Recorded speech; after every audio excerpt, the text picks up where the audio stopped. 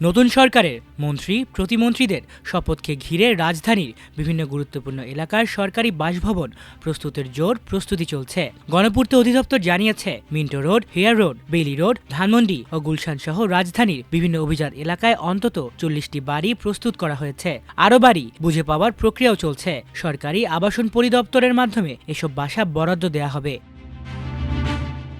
কর্মকর্তারা জানিয়েছেন, মন্ত্রীদের নামে বরাদ্দ চূড়ান্ত হওয়ার পর তাদের চাহিদা অনুযায়ী ঘর সংস্কার ও সাজসজ্জার কাজ করা হবে। বাড়িগুলোতে দেয়াল রং করা, ফার্নিচার মেরামত, বাথরুম ফিটিংস পরিবর্তন এবং হাইজেনিক ওয়াশ সহ প্রয়োজনীয় সংস্কার কার্যক্রম চলছে। গৃহায়ন ও গণপূর্ত মন্ত্রণালয় সূত্রে জানা গেছে, মন্ত্রী, প্রতিমন্ত্রী ও উপদেষ্টাদের জন্য মোট প্রায় 40টি সরকারি বাসা রয়েছে। এর মধ্যে কিছু আগে থেকেই ফাঁকা ছিল, আর কয়েকটিতে এখনও উপদেষ্টারা অবস্থান করছেন। তারা সরে গেলে সেগুলো নতুনভাবে প্রস্তুত করা হবে। এদিকে নতুন মন্ত্রিসভার সদস্যদের চলাচলের জন্য 50টি সরকারি গাড়ি ও ড্রাইভার প্রস্তুত রাখা হয়েছে বলে জানিয়েছে পরিবহন পুল সূত্র। মন্ত্রিপরিষদ বিভাগ থেকে প্রয়োজনীয় সংখ্যক গাড়ি প্রস্তুত রাখতে সরকারি যানবাহন অধিদপ্তরকে নির্দেশনা দেওয়া হয়েছে।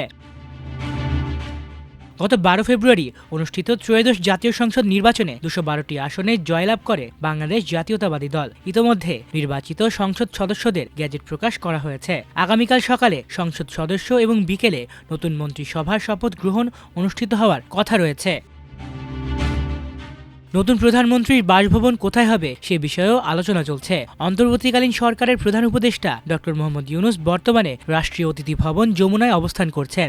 নতুন প্রধানমন্ত্রী চাইলে যমুনাকে সংস্কার করে প্রধানমন্ত্রীর সরকারি বাসভবন হিসেবে প্রস্তুত করা হতে পারে বলে জানিয়েছেন সংশ্লিষ্ট কর্মকর্তারা।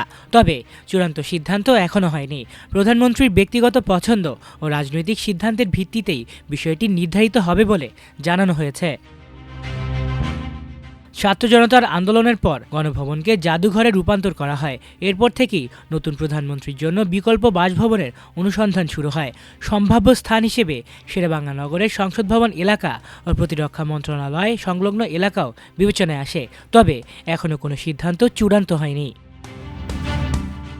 গৃহায়ন ও গণপূর্ত মন্ত্রণালয়ের উপদেষ্টা আদিলুর রহমান জানিয়েছেন, এখন পর্যন্ত 37টি বাড়ি প্রস্তুত রয়েছে এবং প্রয়োজন হলে আরও বাড়ি প্রস্তুত করা হবে। তিনি বলেন, নতুন সরকার দায়িত্ব নেওয়ার সঙ্গে সঙ্গেই যাতে প্রশাসনিক কার্যক্রম নির্বিঘ্নে শুরু করা যায় সে লক্ষ্যে সব ধরনের প্রস্তুতি নেওয়া হচ্ছে।